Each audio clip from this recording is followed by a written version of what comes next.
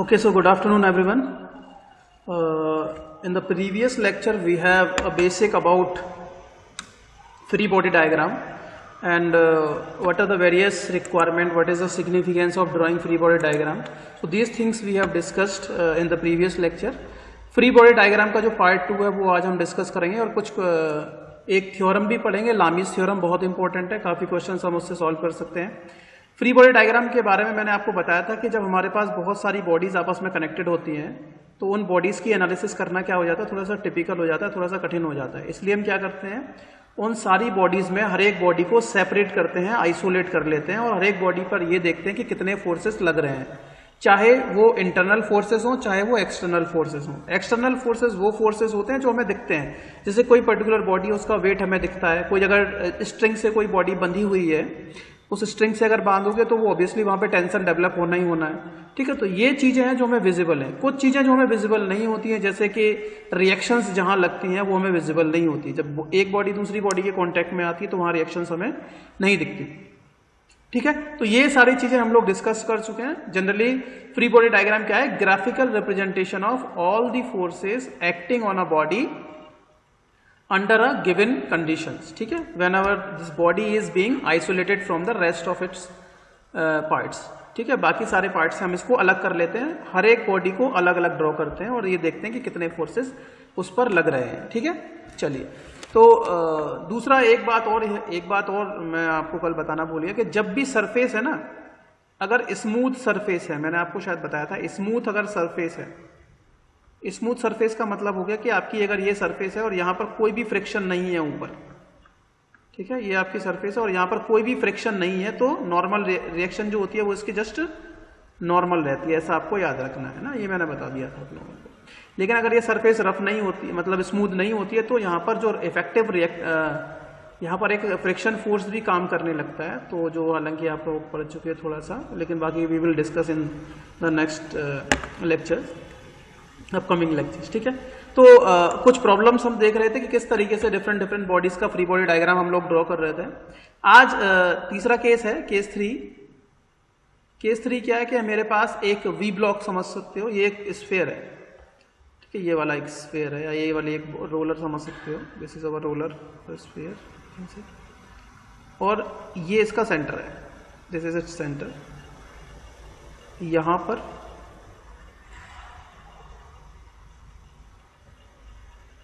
ठीक है, ये इस तरीके से रखा हुआ है, वी ग्रुप में रखा हुआ है.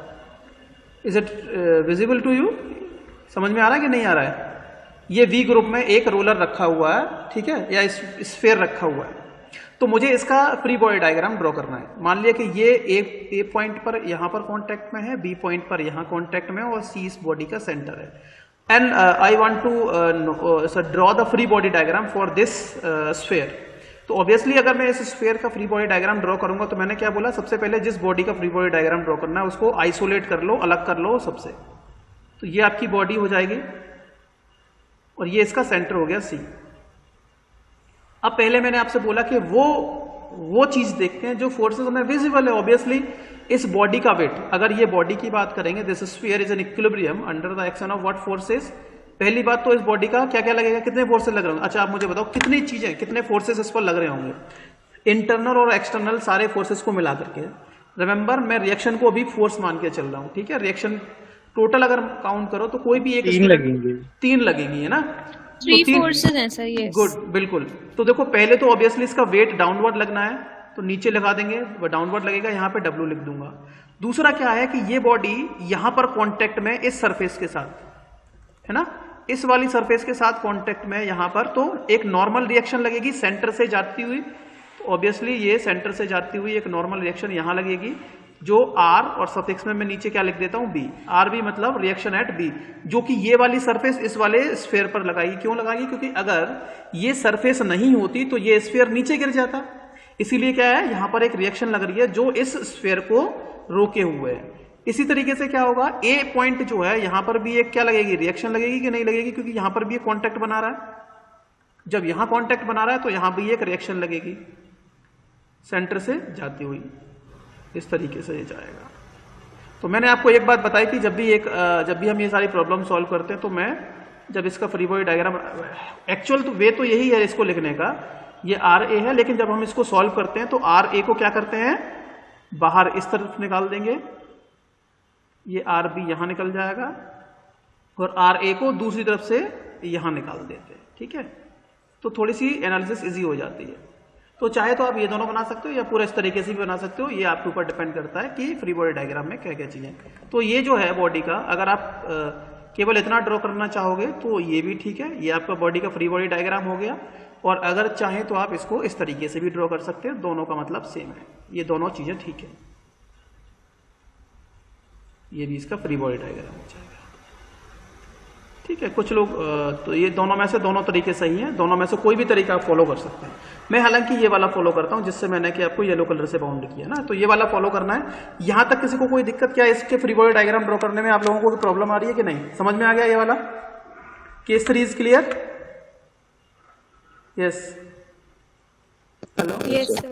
चलिए अब अगला देख लेते हैं, अगला केस देख लेते हैं। अब अगला केस थोड़ा पेचीदा है, केस 4। केस 4 में क्या है कि मेरे पास ये एक रोलर है और ये इसका सेंटर है, suppose this is the centre of this roller. और है क्या कि ये सरफेस है, ये रोड मान सकते हो, रोड सरफेस है हमारे पास। और यहां पर क्या है, एक ऑब्स्टेकल आ गई है। ऑब्स्टेकल समझते हो, एक बाधा आ चुकी है, कोई ना कोई आप समझ सकते हो, कोई पत्थर रखा हुआ है इधर। ठीक है, आप ये समझ लो कि ये आपकी साइकिल का पहिया है, ये आपकी साइकिल का पहिया है और ये एक ब्रेकर है। इस ब्रेकर पर आपकी साइकिल का पहिया चढ़ रहा है। तो चढ़ने के लिए मैंने क्या किया, यहां पर क्या किया, एक फोर्स लगा रहा हूं मैं बी। ये बी पॉइंट है, इस बी पॉइंट पर मैंने क्या किया, एक फोर्स पी लगा रहा हूं। ठीक है, इस केस में क्या है कि एक ड्रम है या एक व्हील समझ लो, कुछ भी समझ लो, उस व्हील पर मैंने क्या किया है, एक पी फोर्स लगाया है इस तरीके से कुछ पर्टिकुलर एंगल पे।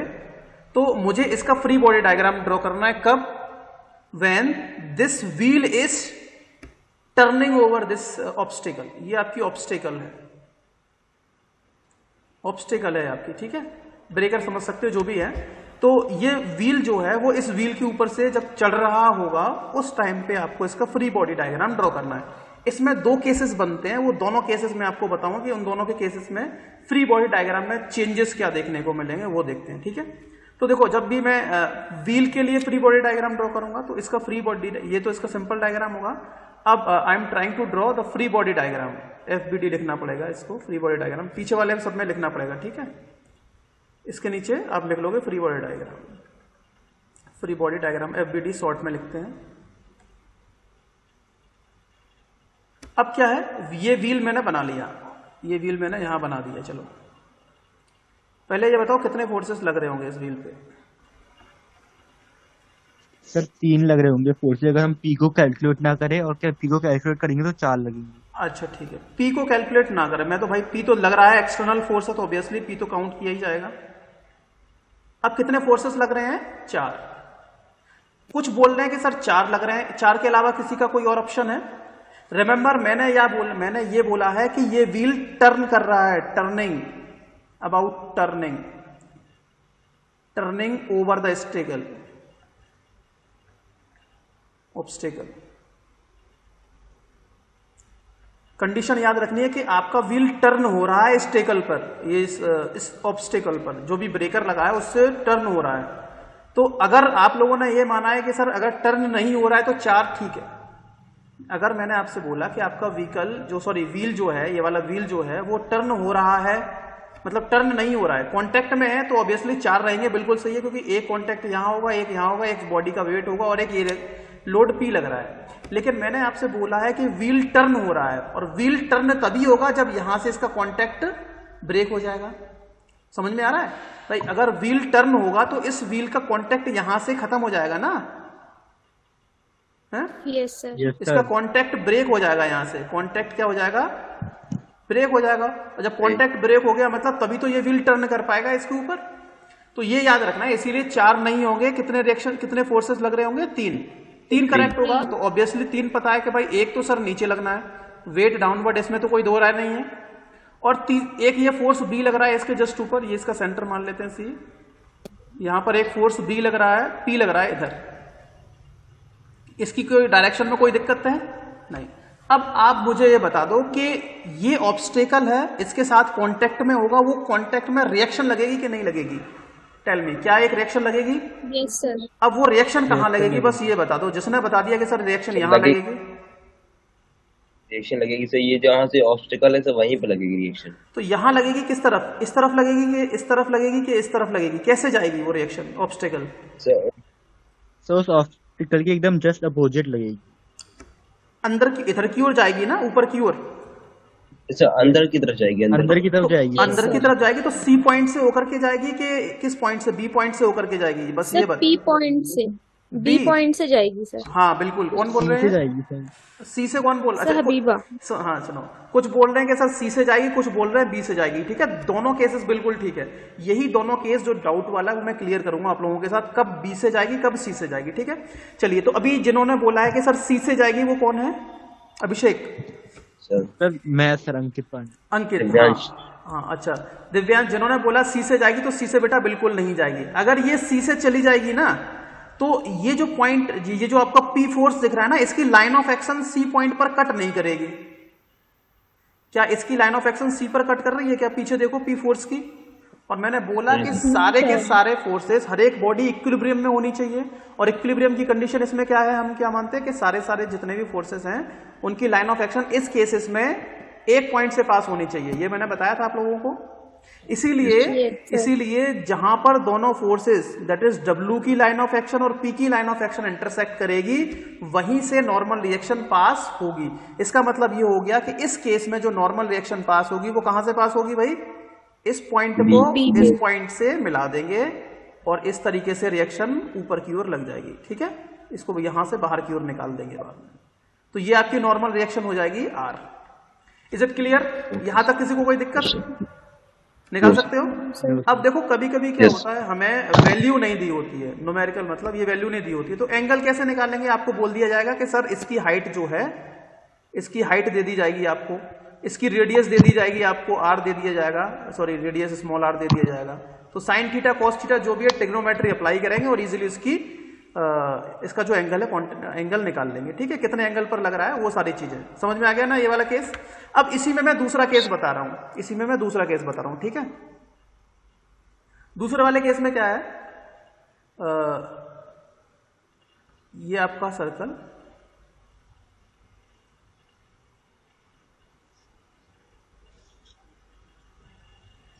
ये है, ये आपकी ऑब्स्टेकल है।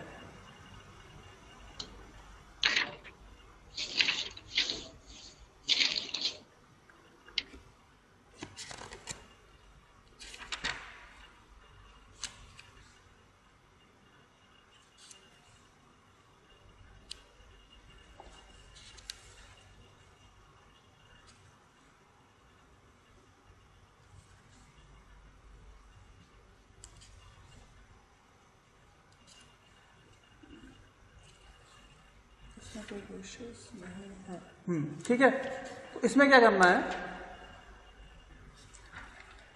ये कांटेक्ट पॉइंट, और यहां पर मैंने क्या किया है, यहां पर एक फोर्स लगाया P इस तरीके से।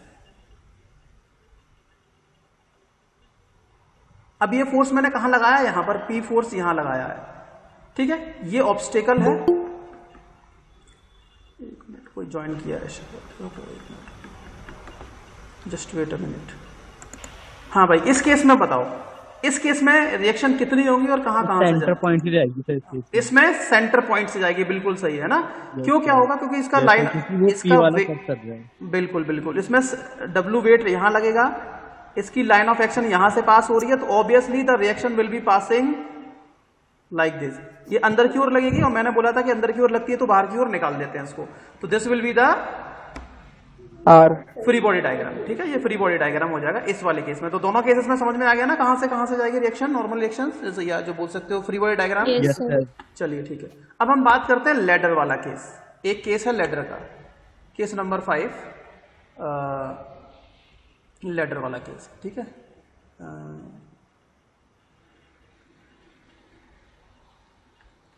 लेडर।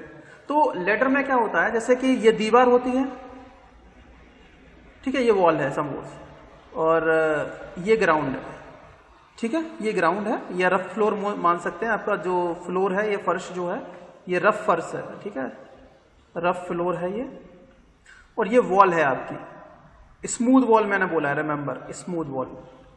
और हमने क्या किया, एक सीढ़ी लगा दी है यहां पर, ये लेडर है, ये क्या है, ये आपकी लेडर है, ये सीढ़ी लगा दी है रफ फ्लोर पे। अब मुझे इसका फ्री बॉडी डायग्राम ड्रॉ करना है। ऑब्वियसली इस लेडर का कुछ ना कुछ वेट होगा, वो है अभी। तो अगर मुझे इस बॉडी का फ्री बॉडी डायग्राम ड्रॉ करना है तो इसका फ्री बॉडी डायग्राम कैसे ड्रॉ होगा, ठीक है। तो पहले तो आप मुझे ये बताओ, अगर मैं लेडर की बात करता हूं तो यहां पर कितने फोर्सेस लग रहे होंगे। सपोज पहले आप लोग आइडेंटिफाई करके बताओ टोटल कितने लग रहे होंगे। तो 3 लग रहे होंगे। तीन लग तीन रहे होंगे। चलो 3 लग रहे होंगे, देखते हैं कि कौन कौन से 3 लग रहे हैं। तो भाई देखो, ये स्मूथ वॉल है। अगर वॉल स्मूथ होगी तो नॉर्मल रिएक्शन कैसी रहेगी, हमेशा नॉर्मल रहेगी प्लेन के, ठीक है। इसको मैं मान लेता हूं पॉइंट बी, ये वाला पॉइंट ए है, और यहां इसका सेंटर जो है वो सी है। तो यहां पर रिएक्शन आर बी लग जाएगी। यहां तक किसी को कोई दिक्कत, यहां तक किसी को कोई प्रॉब्लम, ठीक है। अब अगर मैं बात करूं तो अगर ये लेडर है, उस लेडर का वेट सेंटर में लगेगा कि नहीं लगेगा, तो Yes, कहां पर sir. लगेगा, डाउनवर्ड लगेगा सेंटर में, Downwards. ये डाउनवर्ड लग गया। हालांकि मैं आपको इसी डायग्राम में बता रहा हूं, लेकिन आपको साइड में इसका फ्री बॉडी डायग्राम ड्रॉ करना है, ठीक है। मैं इसी में बता दे रहा हूं, लेकिन आपको साइड में ड्रॉ करना, मतलब इस तरीके से बना लेंगे, यहाँ पे लेडर अलग से बना लेंगे इस तरीके से। इसका सी सेंटर होगा, नीचे की ओर वेट डब्ल्यू एक्ट करेगा, यहाँ पर एक रिएक्शन लग रही होगी इस तरीके से आर बी, और ये आपकी ए बी क्या है, लेडर है। अब होगा क्या, अगर ये लेडर आपकी इक्विलिब्रियम में है, अगर ये लेडर इक्विलिब्रियम में होगा तो बताओ ए पॉइंट पे रिएक्शन लगेगी कि नहीं लगेगी, टेल मी। क्या ए पॉइंट पर रिएक्शन होगी भाई, यहां भी No, कांटेक्ट sir. क्यों नहीं होगी बेटा, रफ फ्लोर पे हाँ सर, रफ कांटेक्ट लग रहा है तो रिएक्शन तो डेवलप होगी, है ना। Yes sir. रिएक्शन यहाँ भी डेवलप, जब स्मूथ सरफेस होती है तो रिएक्शन नॉर्मल होती है, लेकिन यहाँ पर स्मूथ नहीं है अभी, ठीक है। अब Yes, बोलोगे sir, सर इसकी बिल्कुल। रिएक्शन कैसे लगी होगी। अगर मैंने बोला कि ये बॉडी आपकी, ये पूरा जो सिस्टम है वो इक्विलिब्रियम में है, तो इसकी लाइन ऑफ एक्शन इस तरीके से जा रही है आरबी की, और वेट की लाइन ऑफ एक्शन इस तरीके से जा रही है। इसका मतलब ये हो गया कि जो इस फ्लोर पे रिएक्शन होगी वो इन दोनों के इंटरसेक्शन पॉइंट से पास होगी। मतलब ये हो गया कि जो तीसरी रिएक्शन होगी वो कहां से जाएगी, इन दोनों पॉइंट को मिला करके दे दोगे, इस तरीके से जाएगी, इस तरीके से जाएगी नॉर्मल रिएक्शन, ठीक है। ये आपकी नॉर्मल ये यहां पर जो रिएक्शन होगी ये पॉइंट पर वो इस तरीके से जाएगी। ये समझ में आया कि मैंने यहां से क्यों पास की, यहां से इसलिए पास की क्योंकि इन 3 फोर्सेस, ये तीनों फोर्सेस एक तरीके से कॉन्करेंट सिस्टम बनाएंगे, और कॉन्करेंट का मतलब है एक पॉइंट से इन सारे फोर्सेस की लाइन ऑफ एक्शन एक पॉइंट से पास होगी, ठीक है। समझ में आ गया। चलिए एक केस और पढ़ रहे हैं बस, उसके बाद फिर एक थ्योरम पढ़ेंगे और न्यूमेरिकल स्टार्ट। एक क्वेश्चन आपको 100% यहां से इस टाइप की प्रॉब्लम में से 100% एक क्वेश्चन आपको देखने को मिलता है, 101%। एक केस और बता देता हूं, लास्ट केस क्या है, स्फीयर, केस 6 में बता देता हूं, 2 स्फीयर्स बता देता हूं। हालांकि 3 स्फीयर्स भी हो सकते हैं, वो कोई दिक्कत नहीं है। अब देखो अभी क्या है, एक मेरे पास ये स्फीयर है और एक स्फीयर ये है, I have 2 spheres like this, ठीक है। ये क्या है, ये दोनों स्फीयर जो हैं इस बॉक्स में बंद है,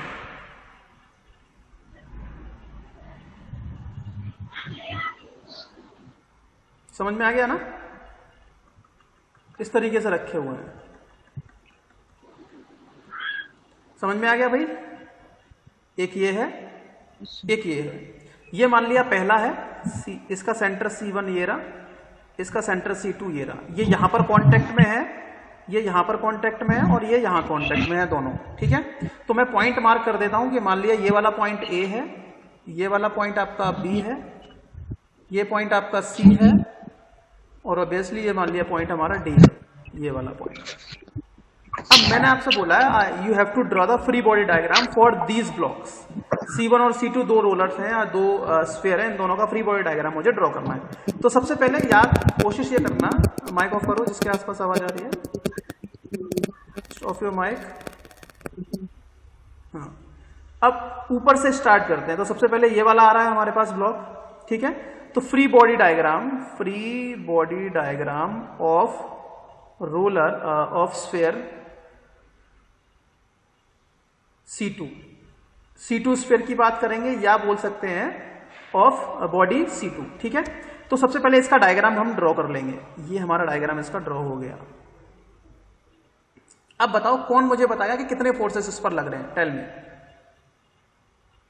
अब कोई भी एक माइक ऑन करो और बताओ।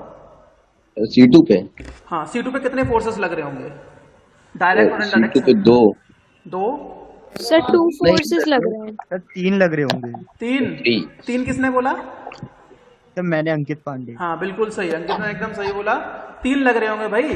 देखो एक तो ये C2 यहां पर कांटेक्ट में है कि नहीं, और एक C1 के साथ भी तो कांटेक्ट में है भाई। एक यहां कांटेक्ट है और एक यहां कांटेक्ट है, दो कांटेक्ट है तो दो जगह रिएक्शन नहीं डेवलप होगी। यस सर, और एक डाउनवर्ड। Yes, हाँ, तो इसका पहली बात तो वेट डाउनवर्ड एक्ट करेगा नीचे की ओर, ये हो जाएगा आपका W2 बोल दिया मैंने। यहां पर रिएक्शन लग रही होगी इस सरफेस के perpendicular like this, yes sir. अंदर की ओर लगेगी सेंटर की ओर, ये हो गया आपकी RC रिएक्शन हो गई। और दूसरा ये वाला स्फीयर इस वाले पे एक रिएक्शन लगाएगा, कहां लगाएगा, अंदर की ओर, सेंटर की ओर। मैंने बोला था ना सेंटर की ओर रिएक्शन लगती है, ये हो जाएगा आपका RD लगा दिया रिएक्शन RD। और जब हम इसको सॉल्व करते हैं तो इसको ऊपर निकाल देते हैं, इसको ऊपर निकाल देते हैं। तो ये इसका फ्री बॉडी डायग्राम हो गया, ठीक है। कोई दिक्कत यहां तक? No sir. यहां तक किसी को कोई दिक्कत नहीं है। अब No, sir. ये C2 का हो गया फ्री बॉडी डायग्राम। अब हम C1 का निकालेंगे, free body diagram of C1। 4 हो जाएंगे सर C1 में। C1 में 4 होंगे, ओके। Yes, sir. 4 कौन बोला? सर अंकित पांडे। अरे यार तुम्हें तो समझ में आ गया सब कुछ है, पांडे जी होशियार हो गए हो। 4 आएंगे तो देखो Yes. एक कांटेक्ट यहां हो रहा है, एक कांटेक्ट यहां हो रहा है, एक कांटेक्ट यहां हो रहा है, 3 तो ये हो गया और चौथा हो गया वेट। तो नीचे लगेगा एक तो रिएक्शन, ऑब्वियसली W1 नीचे लग गया, वेट। अब देखो यहां पर कांटेक्ट में है तो ये सेंटर की ओर जाएगा लाइक दिस, इस तरीके से अंदर की ओर रिएक्शन आ जाएगी। एक A आ गई रिएक्शन अंदर की ओर। B पॉइंट पे कांटेक्ट में तो रिएक्शन कहां जाएगी, ऊपर की ओर। तो ये रिएक्शन ऊपर की ओर लगेगी, RB, है ना? क्यों भाई? Yes sir. RB ऊपर लगेगा। Yes, और एक रिएक्शन C2 इस पर लगाएगा, अंदर की तरफ। अंदर की ओर लगाएगा, ये अंदर की ओर लग जाएगी, इसको हम बोलते हैं RD रिएक्शन। रिमेंबर आप देख रहे हो, आप देखो कि अगर हम इस वाले स्फीयर की बात कर रहे हैं, स्फीयर 2 की, इस वाले स्फीयर की बात करेंगे तो यहां भी RD आ रहा है और यहां भी RD आ रहा है, दोनों बराबर होंगे। दोनों क्या होंगे? बराबर होंगे एक दूसरे के, बस डायरेक्शन में थोड़ा सा डिफरेंस होगा। ये ऊपर की ओर लगाएगा रिएक्शन, ये नीचे की ओर लगाएगा, ठीक है। RD चाहे इस वाली इक्वेशन से लगा लो, कहीं भी निकाल लो, दोनों से आपका आंसर सेम आएगा, इसमें कोई दिक्कत नहीं है, ठीक है। ये फ्री बॉडी डायग्राम समझ में आ गया दोनों बॉडीज के, सब बॉडीज के? बताइए यहां तक किसी को कोई दिक्कत नहीं आई थिंक, है ना? चलिए अब हम बात करते हैं इंपॉर्टेंट थ्योरम, लामीज थ्योरम अच्छे से पढ़ लेना है। I am going to discuss a theorem very very important for engineering mechanics point of view. Lami's theorem समझ लेना, इसका स्टेटमेंट पूछा जाता है कई बार। लामीज थ्योरम, लामीज थ्योरम क्या बोलती है कि अगर मेरे पास कोई एक बॉडी है, सपोज ये मेरे पास कोई एक बॉडी है, ठीक है, और इस बॉडी पर 3 कॉन्करेंट फोर्सेस लग रहे हैं। मतलब ये हो गया कि ये कोई पॉइंट है, एक फोर्स मान लिया इधर लग रहा है P, दूसरा फोर्स मान लिया इधर लग रहा है कोई Q, और मान लिया तीसरा फोर्स इधर लग रहा है R, ठीक है। इफ ए बॉडी, ये मान लिया बॉडी मेरे पास ए कोई बॉडी है, वो ए बॉडी 3 फोर्सेस की वजह से, 3 कॉन्करेंट फोर्सेस की वजह से किसमें है? इक्विलिब्रियम में, equilibrium. If a body acting with 3 concurrent coplanar concurrent forces is in equilibrium, then each force is directly proportional to the angle between the directly proportional to the sine of the angle between the other 2 forces, ठीक है। अगर एक body पर 3 forces लग रहे हैं, concurrent forces, coplanar concurrent forces की वजह से एक बॉडी इक्विलिब्रियम में है, तो हर एक फोर्स जो होगा, हर एक फोर्स मतलब P, वो डायरेक्टली प्रोपोर्शनल होगा to the sine of angle between the other 2 forces. मतलब ये हो गया, अगर मैं P फोर्स की बात कर रहा हूं तो बाकी कौन से फोर्सेस बच गए, Q और R, मान लिया इनके बीच का एंगल हो गया अल्फा, इन दोनों के बीच का एंगल कितना हो गया, अल्फा। फिर मैंने बोला अगर मैं R फोर्स की, Q की फोर्स की बात कर रहा हूं तो Q फोर्स डायरेक्टली किसके प्रोपोर्शनल होगा, sine of angle between the other 2 forces. तो Q ये रहा, बाकी दोनों फोर्सेस कौन से बचे, P और R, इनके बीच का एंगल ये मान लिया मैंने बीटा, ठीक है। तो साइन बीटा हो जाएगा, ये साइन अल्फा हो जाएगा, और तीसरा हो जाएगा आपका ये वाला, ये मैंने गामा मान लिया। तो इसका मतलब हो गया ये तीसरा, ये जो R फोर्स होगा that will be directly proportional to the sine gamma. बताइए क्या समझ में आ गया, स्टेटमेंट समझ में आ गया। If Yes, a sir. body is in equilibrium under the action of 3 concurrent forces, then each force is directly proportional to the sine of angle between the other 2 forces। मतलब ये हो गया कि अगर एक बॉडी किन्हीं 3 कॉन्करेंट फोर्सेस की वजह से, कोप्लेनर कॉन्करेंट फोर्सेस की वजह से इक्विलिब्रियम में है, तो हर एक फोर्स बाकी दोनों फोर्सेस के बीच में बने कोण, बीच में बना जो एंगल है, उस एंगल के साइन ऑपरेटर अप्लाई कर दिया, साइन के डायरेक्टली प्रोपोर्शनल होगा। किसको नहीं समझ में आया, समझ में आ गया सब लोगों को, हाँ जी। Yes, sir. तो वही स्टेटमेंट में लिख देता हूं, if a body is in equilibrium under the action of 3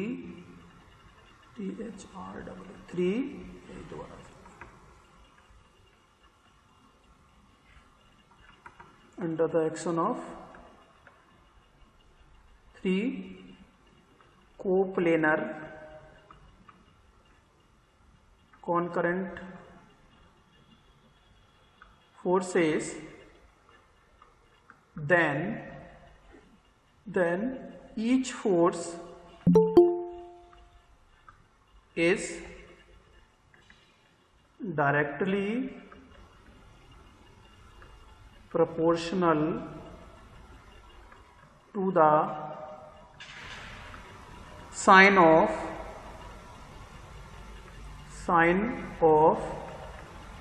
the angle between the other 2 forces,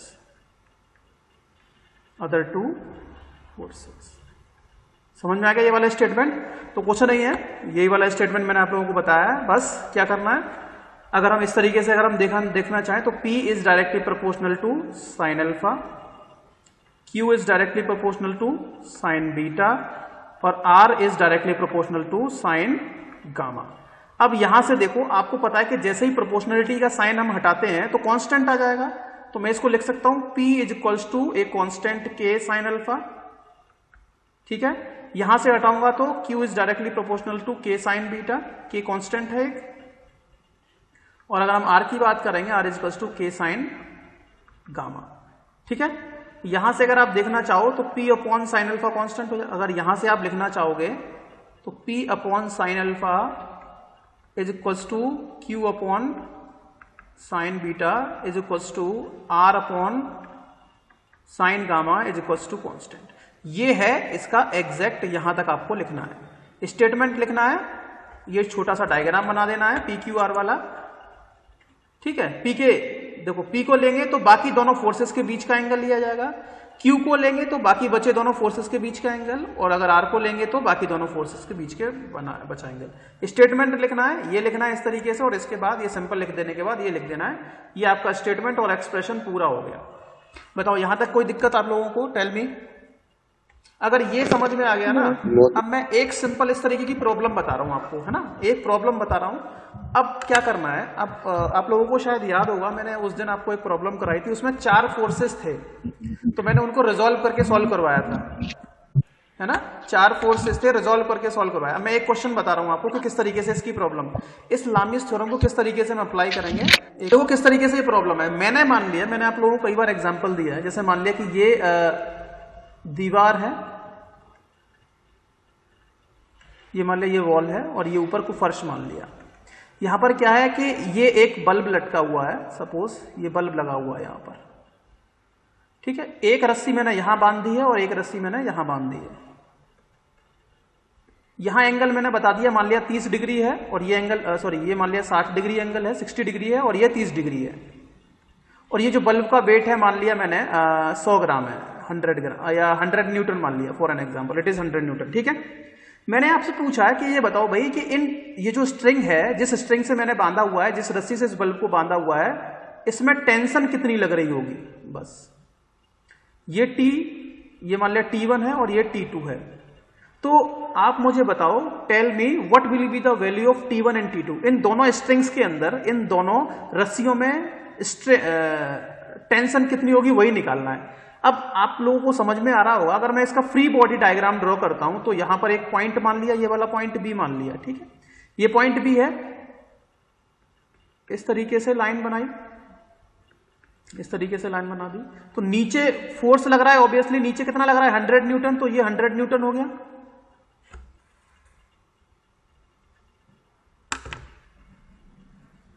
एक मिनट,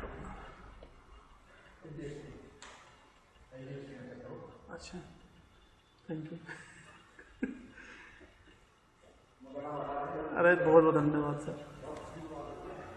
ठीक है भाई, 100 न्यूटन लगेगा। क्या बताओ, ये मैंने सही ड्रॉ किया है कि नहीं किया है, टेल मी, ये सही है कि नहीं।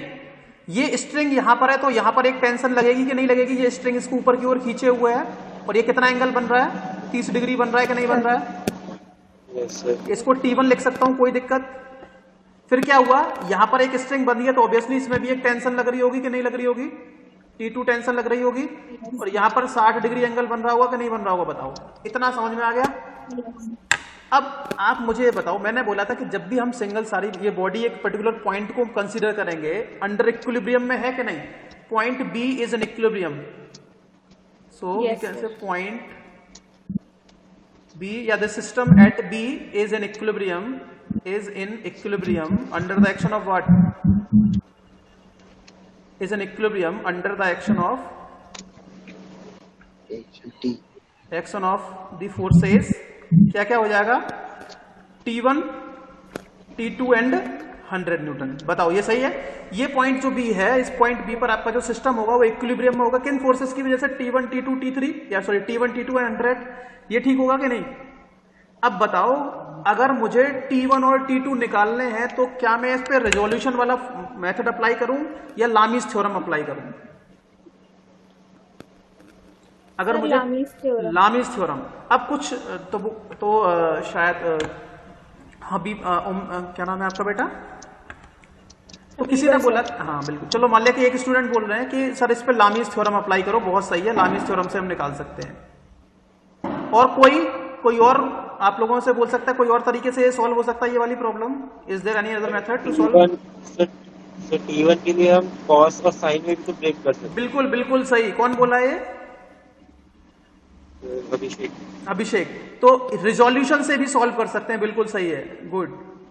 रिजोल्यूशन ऑफ फोर्सेस से निकाल सकते हैं, तो दोनों मेथड से सॉल्व कर सकते हैं, लामी से भी कर सकते हैं और रेजोल्यूशन से भी कर सकते हैं। लेकिन मैं क्या सजेस्ट करूंगा आप लोगों को, मैं आप लोगों को ये सजेस्ट करूंगा कि जब भी एक सिस्टम 3 फोर्सेस की वजह से इक्विलिब्रियम में हो, तो क्या लगाना है, 3 फोर्सेस अगर आएंगे तो क्या लगाना है, लामी से सॉल्व करना है। और अगर 3 से ज्यादा फोर्सेस हैं तो किससे लगाएंगे, रेजोल्यूशन। समझ में आ गया। रेजोल्यूशन ऑफ फोर्सेस कब ज्यादातर हम अप्लाई करते हैं, जब 3 से ज्यादा फोर्सेस हो। 3 फोर्सेस हैं तो आंख बंद करके लामी लगा सकते हैं, ठीक है। Is it clear. Okay sir. चलिए अब एक क्वेश्चन है जो घुमाने वाला है। मैंने आपसे बोला मेरे पास 4 फोर्सेस हैं। इफ आई हैव, ये क्वेश्चन बन सकता है, इफ आई हैव 4 फोर्सेस, ठीक है, मतलब एक बॉडी है जो 4 फोर्सेस की वजह से इक्विलिब्रियम में है। If I have 4 forces, if a body is in equilibrium under the action of 4 forces. आप मुझे बताओ, क्या मैं इस प्रॉब्लम को लामी से सॉल्व कर सकता हूं कि नहीं? No sir. ओके, और कोई? अगर मैं सॉल्व कर सकता हूं तो कैसे, हाउ? मैंने बोला कि 4 दो बार में डिफाइंड करके, दो बार में डिवाइड करना, 2 बार में नहीं होगा, बिल्कुल भी नहीं होगा। कैसे करेंगे, कोई बताएगा आंसर? सर ये 3 से ज्यादा है, इसलिए सर रिजोल्यूशन से हो सकता है। रेजोल्यूशन से तो हो जाएगा, मैंने बोला रेजोल्यूशन से हो जाएगा, कोई प्रॉब्लम नहीं है, लेकिन मैंने बोला कि 4 फोर्सेस की वजह से सिस्टम इक्विलिब्रियम में, क्या मैं कुछ ऐसा कर दूं कि लामी थ्योरम इसमें अप्लाई हो जाए? हो सकता है ऐसा? हो सकता है, चलो ठीक है। मान लिया कि ये F1 है सपोज, है ना, इधर F2 लगा है, इधर कोई F3 लगा है, उधर मान लिया F4 लगा है, ठीक है। मैंने क्या किया, F1 और F4 इन दोनों फोर्सेस को लिया और इनका क्या निकाल लिया, रिजल्टेंट। मान लिया ये इनका रिजल्टेंट R आ गया। 2 फोर्सेस का रिजल्टेंट किस थ्योरम से निकालते हैं? हाँ जी, 2 फोर्सेस का रिजल्टेंट किससे निकालते हैं? पैरेललोग्राम लॉ लगा देंगे, बोलो। Yes sir. F1 F2 का रिजल्टेंट निकाल लो R, पैरेललोग्राम थ्योरम लगाने के बाद, और फिर 3 फोर्सेस में ये कन्वर्ट हो जाएगा, लामी लगा सकते हैं। तो ऐसा नहीं है कि नहीं लगा सकते हैं, लेकिन थोड़ा सा जो हमारा काम है, जो प्रॉब्लम है, वो थोड़ी सी टिपिकल हो जाएगी, उसको सॉल्व करना थोड़ा सा टफ हो जाएगा, प्रॉब्लम सॉल्व हो जाएगी, लेकिन थोड़ी सी जो वर्क है हमारा थोड़ा सा टफ हो जाएगा, टीडियस जॉब हो जाएगी, ठीक है। इसीलिए नहीं करते हैं, इसीलिए 3 फोर्सेस की वजह से सिस्टम में हो प्रॉब्लम, तो उसको लामी से करेंगे, और 3 से अगर ज्यादा हो तो रेजोल्यूशन से करेंगे। लेकिन क्वेश्चन पूछा जा सकता है कि अगर 4 फोर्सेस की वजह से सिस्टम इक्विलिब्रियम में है तो क्या हम लामी लगा सकते हैं? लगा सकते हैं सर। पहले हमें कोई भी 2 फोर्सेस का रिजल्टेंट लगा लेंगे, इसके बाद वो 4 फोर्सेस 3 में कन्वर्ट हो जाएंगे, then we can apply the Lami's theorem, ठीक है। चलिए, तो अभी मैं ये वाली प्रॉब्लम आपको बता रहा था। इस प्रॉब्लम में अब देखो क्या है, अब क्या करना है कि सर इसमें मैं लामी थ्योरम कैसे अप्लाई करूं? बिल्कुल लामी थ्योरम अप्लाई कर सकते हैं। ये तीनों फोर्सेस जो होंगे ना, वो तीनों फोर्सेस लिख लो, मतलब साइन, हम क्या करते हैं, तीनों फोर्सेस लिख लेते हैं। सबसे पहले कौन कौन सा हो गया हमारे पास? एक तो हो गया भाई T1 upon is equals to T2 upon is equals to, तीसरा फोर्स कौन सा है, 100 अपॉन, ठीक है। कोई दिक्कत भाई? यही तो थी लामी थ्योरम में, देखो यही तो था। PQR तीनों फोर्सेस जो है वो लिख लिए बराबर करके, नीचे अब एंगल लिखना है ना। चलिए बताओ, साइन यहां लिखा जाएगा, साइन कितना आएगा एंगल बताओ? T1 के नीचे साइन कितना एंगल आएगा? अगर मैं T1 ले रहा हूं तो बाकी दोनों फोर्सेस के बीच का एंगल, मतलब ये वाला एंगल लेना है, सही है कि नहीं? क्यों भाई? अगर T1 लिया है तो बाकी दोनों फोर्सेस कौन से बचे? T2 और 100। इन दोनों के बीच का एंगल कितना बन रहा है? आपको पता है कि यहां से यहां तक तो 90 बनना है, और 60 ऊपर, तो 150 हो गया। Yes sir, 150। ये 150 हो गया भाई। यहां से यहां तक मैंने बताया था ना, अगर ऐसे बनता है तो 90 होता है, ये 90 डिग्री होता है, और ऊपर 60 बढ़ जा रहा है 60, तो 150 हो गया। T2 के नीचे एंगल बताओ बेटा कितना आएगा? The angle between T2 120। So T2 ये रहा, बाकी दोनों फोर्सेस ये रहे, इनके बीच का एंगल ये 90 प्लस 30 120। गुड। कौन बताया ये? Sir Habiba. हाँ, अब लास्ट वाला कोई और बताओ, पांडे जी आप बताओ, 100 के नीचे कितना आएगा? 100 ही आएगा। अच्छा बेटा, 100 कहाँ है? ये रहा। 100 के अपोजिट कौन सा एंगल है? 100 तो हो गया, बाकी कौन से फोर्सेस बचे? T1 और T2। T1 और T2 के बीच में एंगल कितना बनना है ये बताओ? 90। क्योंकि ये स्ट्रेट लाइन है तो ये टोटल 180 हो जाएगा। 180 में से 60 और 30 घटा दो तो ये 90 डिग्री बच गया। 90। तो यहां क्या आ जाएगा? साइन 90। ठीक है, समझ में आ गया? अब क्या करना है? पहले इन दोनों को ले लो आपस में बराबर, नोन और अननोन को, पहले इन दोनों को सॉल्व कर लो। क्या हो जाएगा, T1 upon sine 150 it is equal to 100 upon sine 90 कितना होता है 1 हो गया। तो T1 की वैल्यू कितनी आ गई 100 साइन 150। क्या आंसर आ गया एक बार में, बताओ 100 साइन 150 आ गया कि नहीं आ गया। और साइन 150 की वैल्यू रखोगे, सॉल्व करोगे, आपको आंसर मिल जाएगा। कितना आ रहा है बताओ, कैलकुलेटर से बताओ, साइन 150 कितना होता है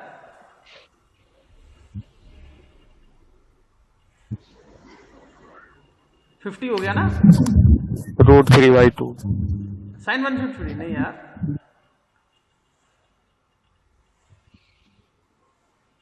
सर 50 हो गया, ठीक है 50 आ जाएगा ये आंसर, 1/2 होता है, 1/2 होता है। तो T1 की वैल्यू आ जाएगी 50 न्यूटन, तो यहां आप लिख दोगे T1 is equal to 50 Newton. ठीक है, अब बताओ अगर T2 निकालना है तो क्या करेंगे, अब अगली बार में इन दोनों को सॉल्व कर लेंगे, इन दोनों को ले लेंगे, मतलब हो गया T2 upon sine 120 is equal to 100 upon sine 90। तो साइन 90 कितना हो गया 1, तो T2 की वैल्यू आ जाएगी 100 साइन 120। और साइन 120 क्या होता है √3/2, तो T2 is equal to 100 into √3/2। बताओ कितना आंसर आ रहा है T2 का, टेल मी। 53 पॉइंट समथिंग आ रहा है या इतना ही आ रहा है, कैलकुलेटर में से 53 आ रहा है ओनली। 53 नहीं यार, 2 से 50 बार कटेगा, 50 अंडर रूट 3 17 नहीं यार, एक बार देखो जरा,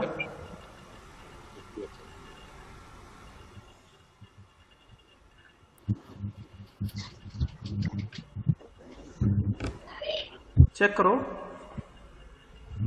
100 साइन 120 कितना आ रहा है,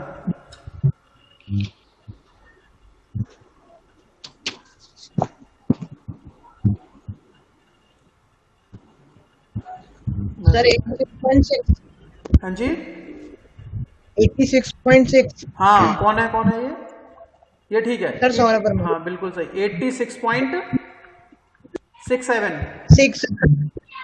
86.67 न्यूटन, हाँ तो ये हो जाएगा दूसरा आंसर। ठीक है, इसी टाइप की प्रॉब्लम होगी, बस कुछ नहीं है, यहां पर मैंने एक किया, अगली बार 2-2 3-3 रोज आपस में कनेक्ट कर देंगे, सिंपल यही प्रॉब्लम है, कुछ नहीं करना। ये जो देखो लामी थ्योरम मैंने बता दी, अब देखो जो मैंने फ्री बॉडी डायग्राम आप लोगों को ड्रॉ करवाए ना, ये सारे देखो, ये सारे देखो कैसे सॉल्व करेंगे प्रॉब्लम्स। इसमें क्या होगा, आपको इसका वेट दे दिया जाएगा, तो इसका वेट W मिल जाएगा, बाकी ये एंगल आपको दे दिए जाएंगे, एंगल मिल जाएंगे, इसमें क्या करोगे लामीज थ्योरम अप्लाई करोगे, आपको सॉल्यूशन मिल जाएगा, रिएक्शंस मिल जाएंगी इजीली। ऐसे इसमें कर सकते हैं, इस वाले में भी कर सकते हैं, इसमें भी कर सकते हैं, इसमें देखो इसमें 2 बार अप्लाई करनी पड़ेगी। अब देखो इसमें प्रॉब्लम कहाँ आएगी, इसमें लामीज थ्योरम में देखो यहाँ कितने रिएक्शंस हैं, 1 2 3, यहाँ पर 3 है ना, यहाँ तो लामी थ्योरम लग जाएगी, लेकिन यहाँ पर कितने नहीं, यहाँ पर 4 हैं, 1 2 3 4, तो ये लामी थ्योरम से सॉल्व नहीं होगा, इसको रिजोल्यूशन से सॉल्व करेंगे। फिर जब रिजोल्यूशन से सॉल्व करने के बाद आरडी या जो भी है कुछ रिएक्शंस की वैल्यू हमें मिल जाएगी, उसको यहाँ पुट करेंगे and then we will be solving those problem. तो नेक्स्ट जो हमारा लेक्चर होगा, शायद कल ही ये पहला लेक्चर है ना, उसमें हम ऐसी बहुत सारी प्रॉब्लम करेंगे, लामीज थ्योरम थोड़ी सी पढ़ लेना और आप लोग खुद से कुछ न्यूमेरिकल प्रॉब्लम सॉल्व करना। ठीक है, वी विल बी, यहां से 100% क्वेश्चन आने हैं, कुछ नहीं है, सिंपल सी प्रॉब्लम है, आपको लामीज थ्योरम आना चाहिए, फ्री बॉडी डायग्राम ड्रॉ करना आना चाहिए, very very simple problems you can solve. ठीक है, इज इट क्लियर? चलिए, Yes, sir. Thank you. ये वाली क्लास यहीं फिनिश करते हैं हम लोग।